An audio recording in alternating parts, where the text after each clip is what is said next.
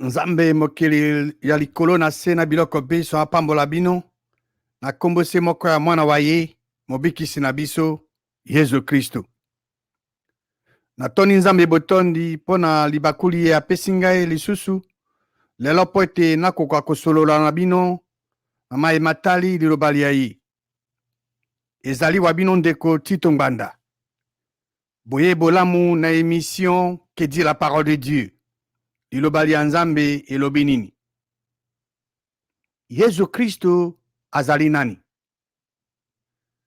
To talaki na kati ya liloba ya Nzambe témoignage ya Nzambe ye moko Nzambe mokili. Pe témoignage ya Yesu Kristo. Témoignage ya Nzambe mokili au sujet ya Yesu Kristo ezali nini?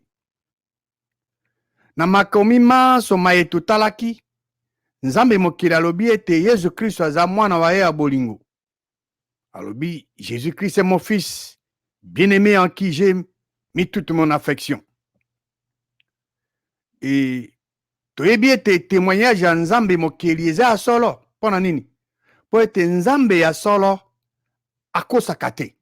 Ezali impossible na Nzambe mokili po akosa. Ezali nature na ye te. Akoyi po kokosa te. Alors, soko moto ameki ko contredire témoignage ya Nzambe mokili. Elingi koloba ete moto mona azo prétendre koyeba koleka Nzambe mokili. E yo ndeko mwasi yo ndeko mobali na ngai toyebi ete moto akoki koyeba koleka Nzambe mokili te. Kasi toyebi ete na mokili oyo tozali ezali na monguna ya Nzambe. Pe monguna na biso bana Nzambe na bana bangonde bazali ko contredire Nzambe mokili na liloba ya Nzambe. Alors motuna mwangai epana onde ko mobali ndeko mwasi yango yo okondima Nzambe mokili na mayazo koloba concernant Jésus-Christ to yo okondima oyo bato oyo Nzambe asali baza koloba concernant Jésus-Christ. Témoignage ya Jésus-Christ concernant ye moko ezali nini? Yambo ya liwana ye tango azaki na bomoi Yesu Kristo alobiki akiti ose mpona kosala mokano ya tata na ye oyo atinda ye. Nzambe mokeli ya likolo na se nde atinda Yesu Kristo. Yesu Kristo alobi na monoko mwa ye na bayekoli baye ke kolia na ye bilia na ye ezali kosala mokano ya tata na ye. Komami na Jean chapitre 4 verset 34. Nani azali tata ya Yesu Kristo? Ezali Nzambe mokeli nde azali tata ya Yesu Kristo. Yesu Kristo azali koloba awo aza koloba eze kuuta na makanisi ma ye moko te.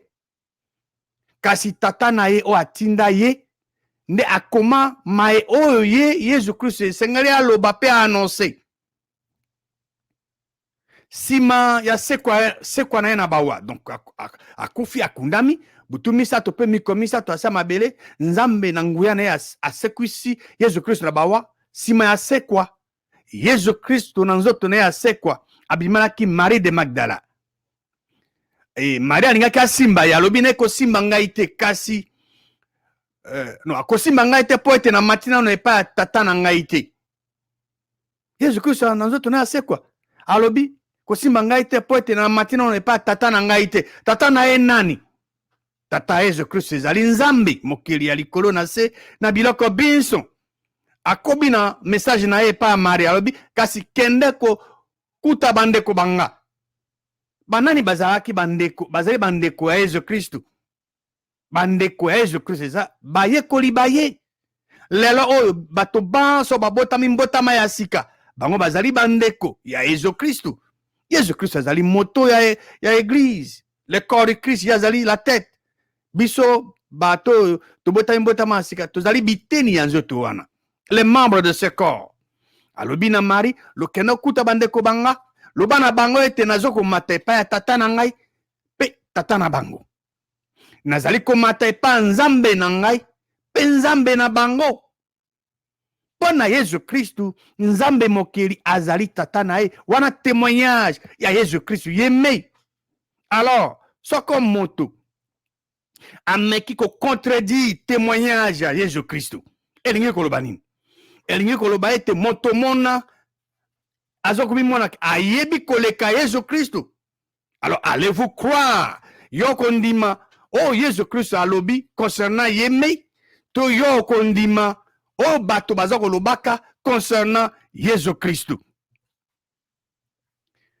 Lelo toko kene na makomi po totala témoignage ya zabulu na ba milimu mabe ba esprit diabolique concernant Jésus Christ. Jésus Christ azali nani? Lelo toko tala toko kento examiner témoignage ya zabulu na ba esprit diabolique. Eloko nini zabulu na ba milimu mabe balobaki nakati ya Nzambe concernant Jésus Christ.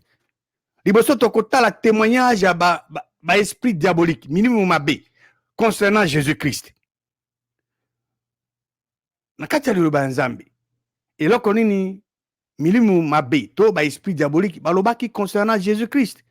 Pana bango Jésus Christ azali nani? Toko kene na évangile ya Matthieu chapitre 8 toko tanga verset 28 à 29. Tango akomaki na ngambo mosusu na mboko babengi Gadarenien, na mboka ya bato wana, deux démoniaques babimi na lilita baye o liboso ya Yesu Christu. Bango bazalaki si furieux que moto moko te akomeka aleka kote wana. Verset 29.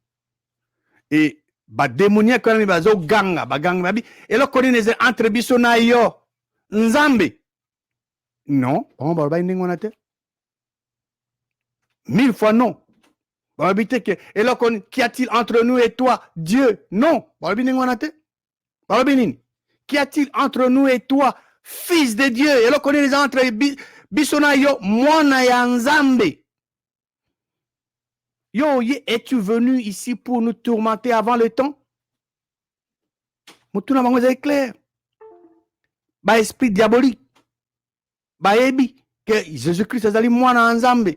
Selon Matthieu, évangile à Matthieu, chapitre 8, verset 9, ba milimu mabe, ba esprit diabolique, ba lobi na Jésus-Christ le koni. Ba esprit diabolique, ba gangi, qu'y a-t-il? Et là, qu'on est entre bisona yo, Mwana ya Nzambe. Oye, a pour tourmenter biso avant le temps, ba milimu mabe wana, to ba esprit diabolique wana, ba lobi que qu'y a-t-il entre nous et toi, Dieu? Ba lobi n'engona te, bo ba ebi Nzamba zanani. On peut baïbaki Jésus Christ zalinani. On va confondre te mwana na tatanae. Tatanae nzambe mokili. Bon, ba milimu mabe baïbaki. Tokena évangile à Luc, chapitre 4.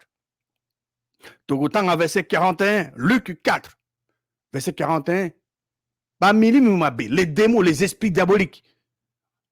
Oh, bazeko bima na bato ebele. Bazalaki ko ganga pe bazali ko loba ozali Nzambe. Et comment mindenge wana te? Tanga makomi na yo malamu. Tanga Luc chapitre 4 verset 41 malamu. Des démons ont aussi sorti de beaucoup de personnes. Bazo bima na bato ebele. Bazo ko ganga ka pe bazako loba la konini. Tu es le fils de Dieu. Ozali Mwana ya Nzambe.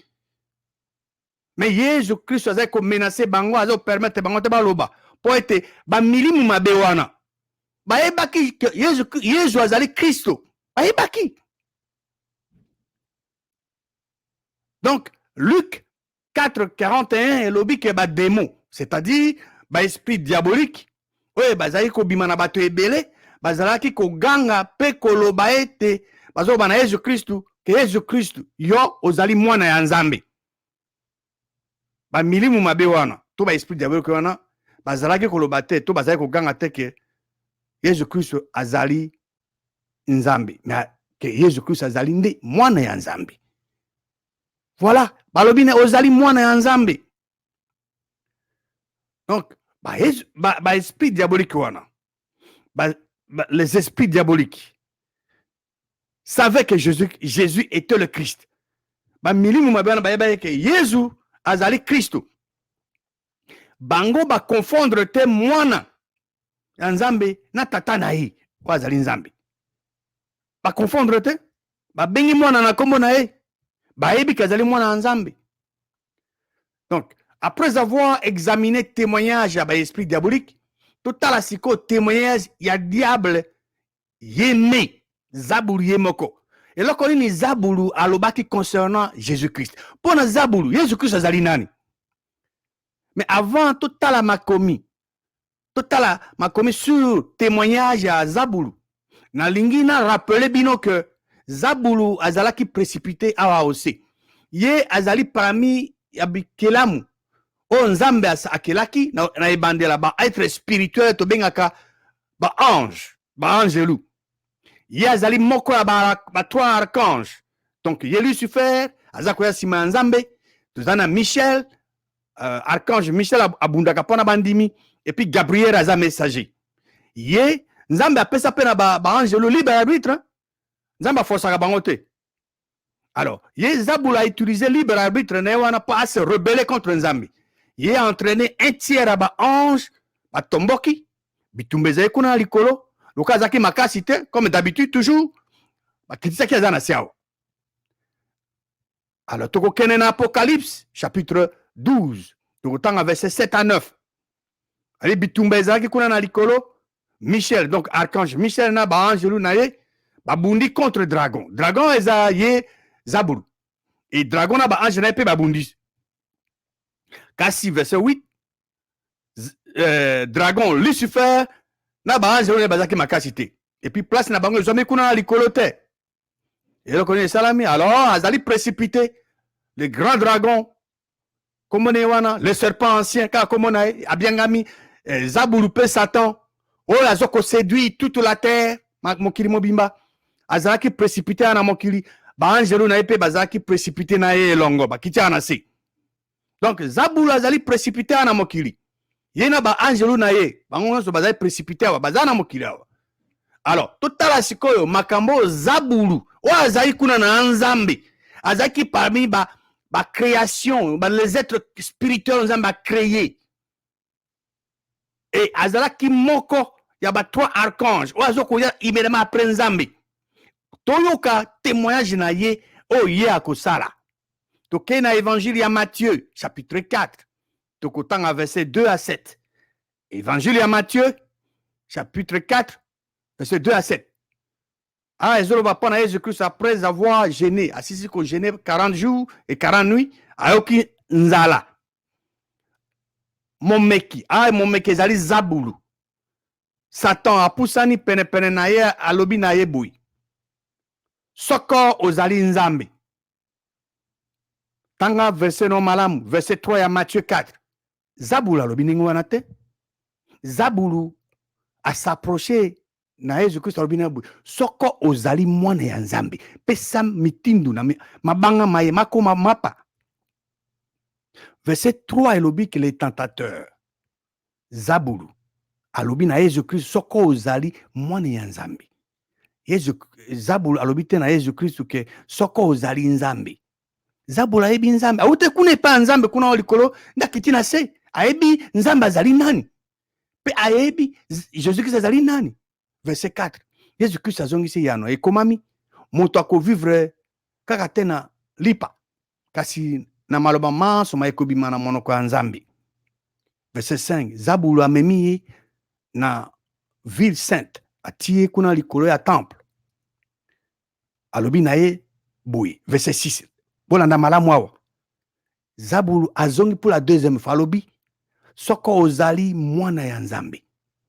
Zabulu alobi te ke soko ozali nzambe non abi soko ozali mwana ya nzambe mibwaka na se po ekomami akopesa mitindu na baangelu mpo na yo epuis omema na maboko po ete lokolo na heurté contre libanga te. Donc na verset 6 tentateur le diable Satan alobi lisusu na Jésus-Christ soko ozali mwana ya nzambe omibwaka na se. Zabulu alobi te na Jésus-Christ soko ozali nzambe. Zabulu s'est trompé te. Alobi oyo ayebi tentateur, le diable, alobi na Jésus-Christ, si tu es le fils de Dieu. Le diable n'a jamais dit à Jésus-Christ, si tu es Dieu. Il connaît qui est Dieu. Alors, logiquement, ce qui moto, alobi que Jésus-Christ azali nzambe, moto mona azali koko ya Zabulu. Elingo ba yinde Zabulu azali petit-fils na ye. Ye, loka aza koko, ayebi plus que le Zabulu. Donc, et que cette mona ayebi pe koleka ba esprit diabolique. Po ba esprit diabolique bazo benga Jésus-Christ mwana nzambe. Zabulu yema soko azali mwana nzambe. Moto azoloba ke Jésus-Christ azali nzambe. Azo sala nini? Azo ko contredire Zabulu na ba esprit diabolique o balobi ke Jésus-Christ azali mwana nzambe. Logiquement, moto azoloba ke Jésus-Christ azali nzambe. Il est en train de dire que les diables et les esprits diaboliques se sont trompés en appelant Jésus-Christ fils de Dieu. Motomo na azoko lobake Zabulu na ba esprit diabolique ba saki erreur. Ba se tromper. Ba benga Jésus-Christ mwana nzambe. Non, et sengeli ba benga nzambe. Pona bango, pona motomona. C'est une personne qui connaît plus que les diables et les esprits diaboliques. Moto azolobake Jésus-Christ azali nzambe. Motomona aleki Zabulu, azana connaissance koleka Zabulu.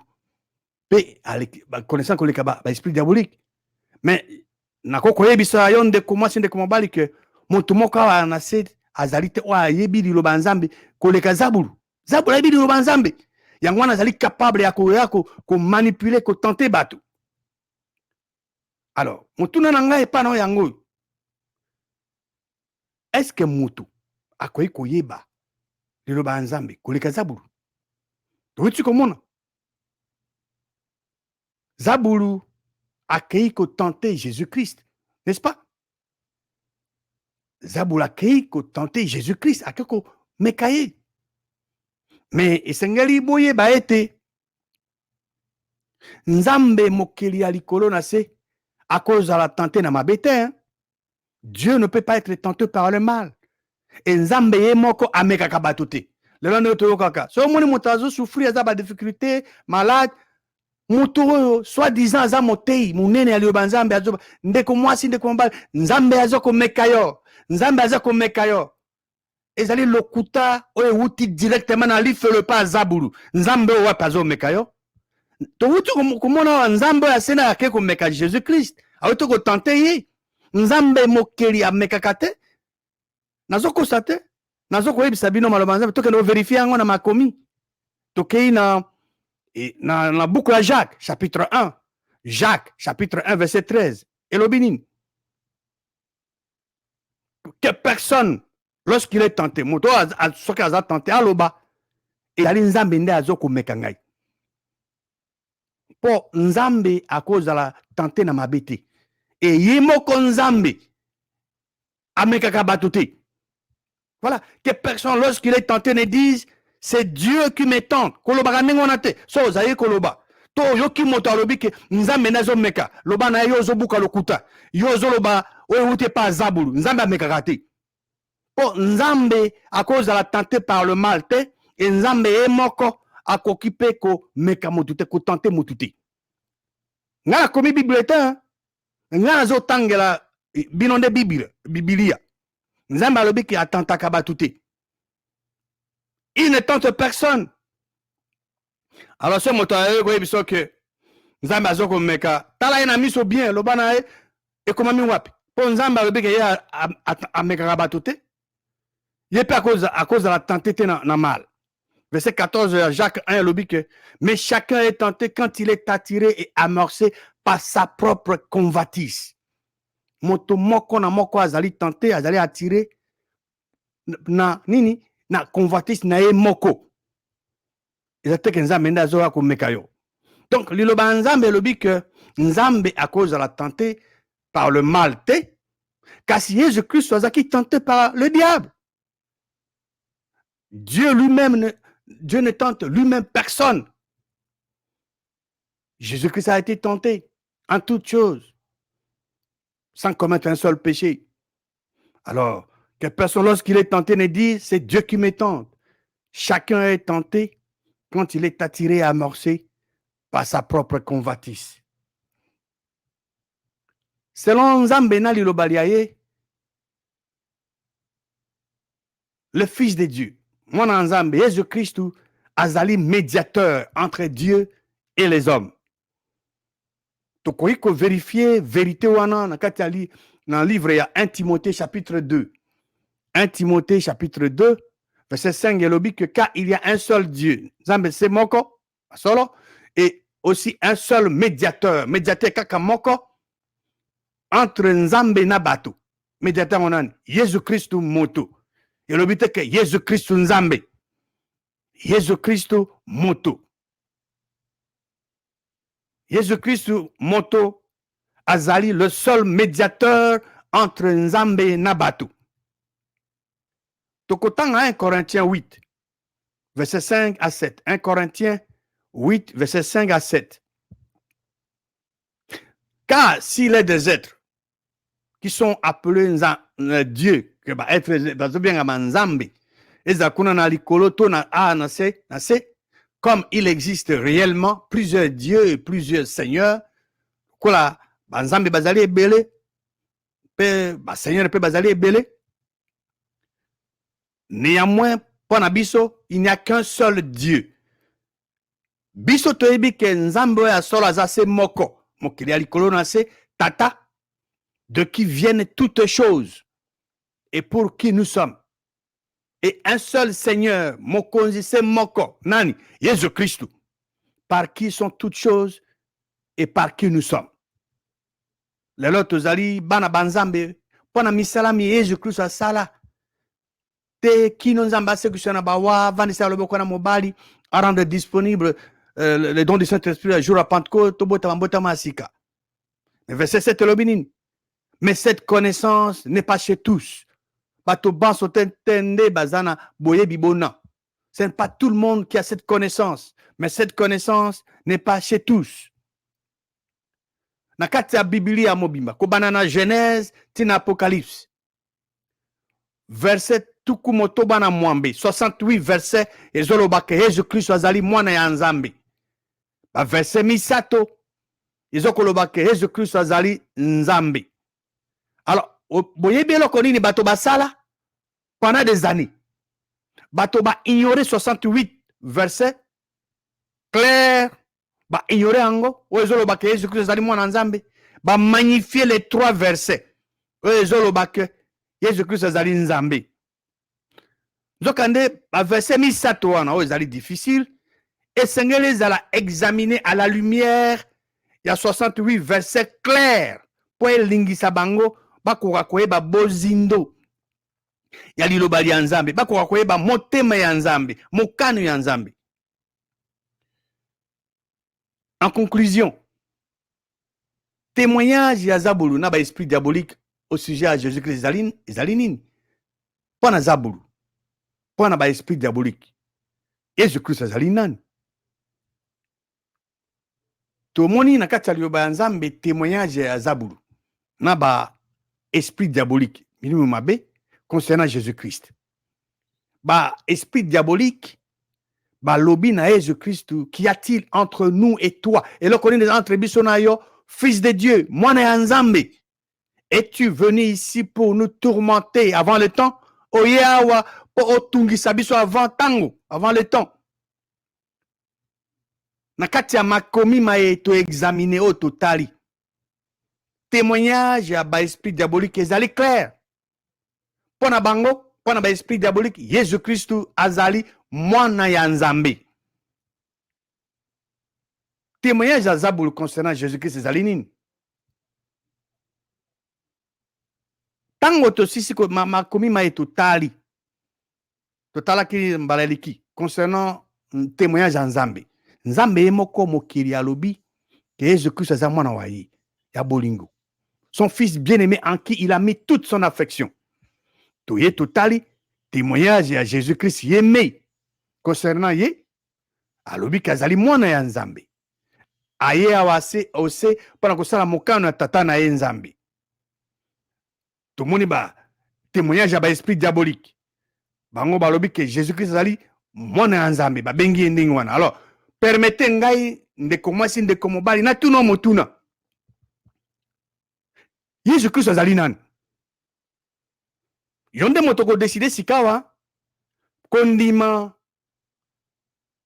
soit oyo bato bazoloba soit oyo nzambe témoignage ya nzambe to témoignage ya Jésus Christ mpo na yo bato oyo bazoteya maye bato bazoteya yango nde ozondima to yo kondima témoignage ya nzambe concernant Jésus Christ to témoignage ya Jésus Christ ye moko mpo na ye moko yo nde oza na yano wana